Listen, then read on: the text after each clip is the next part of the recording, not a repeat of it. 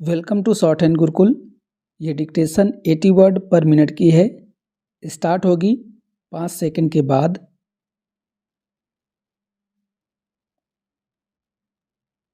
Start.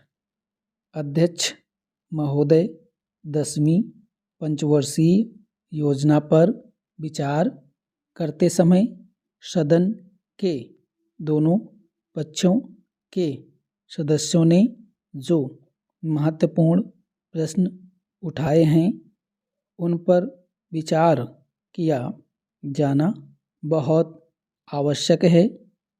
अध्यक्ष महोदय, 9वीं पंचवर्षीय योजना का अब अंतिम वर्ष चल रहा है और इस योजना के अंदर जो चीज़ें कही गई हैं, ऐसा लगता है कि उसके अंदर परिवर्तन करना कठिन है, बदला भी नहीं जा सकता।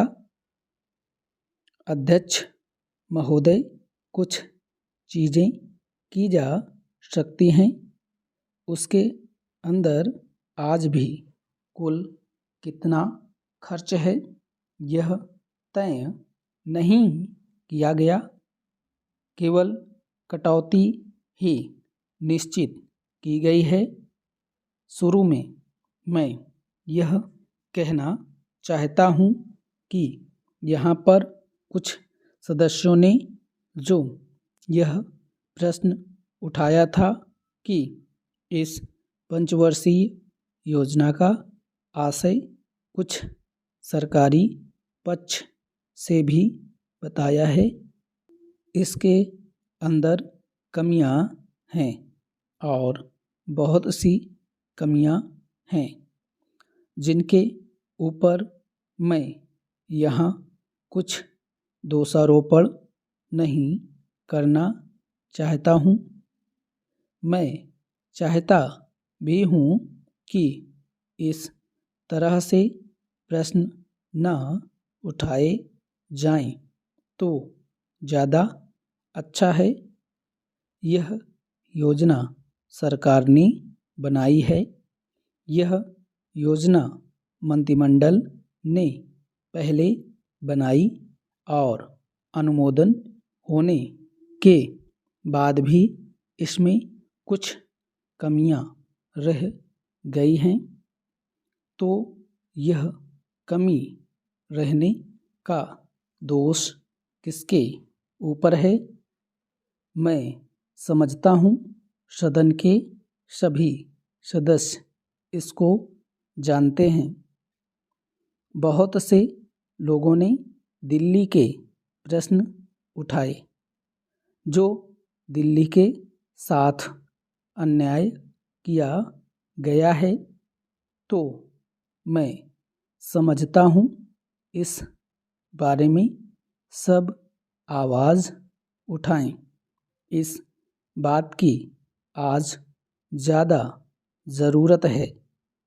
मैं यह कहना चाहता हूँ भारत सरकार से या जिन्होंने ये सारी योजनाएं बनाई, उन्होंने वास्तव में यहाँ के साथ बहुत बुरा किया, यहाँ के साथ अन्याय किया, क्योंकि उन्होंने इस पंचवर्षीय योजना को बनाते समय ध्यान नहीं दिया कि क्या योजना बना रहे हैं गलत बना रहे हैं या सही बना रहे हैं, इनसे क्या लाभ हानि होगा।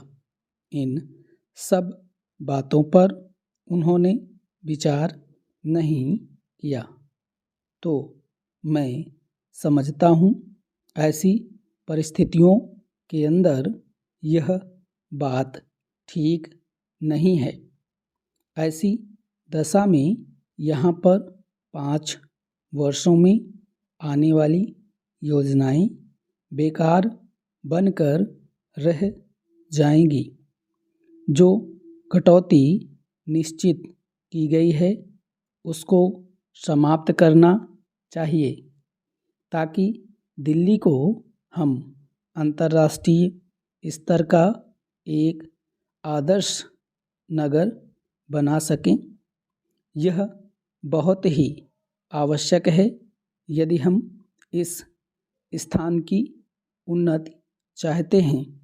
इसलिए अब मैं अपना कथन इन शब्दों के साथ ही समाप्त करता हूँ। अध्यक्ष महोदय, आपने मुझे 10वीं पंचवर्षीय योजना पर बोलने का अवसर दिया। इसके लिए मैं आपका आभारी हूँ। आपने मुझे कम समय दिया, इसके लिए भी आभारी हूँ।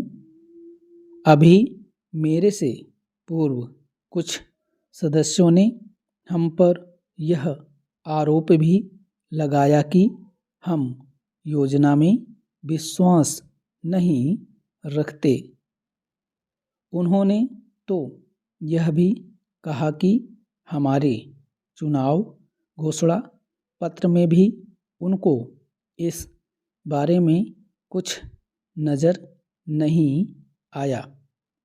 मैं इस बारे में यह निवेदन करना चाहता हूँ कि उन्होंने कोई दूसरा घोषणा पत्र देखा, गलत घोषणा पत्र पढ़ा और उसी को हमारा घोषणा पत्र समझ बैठे।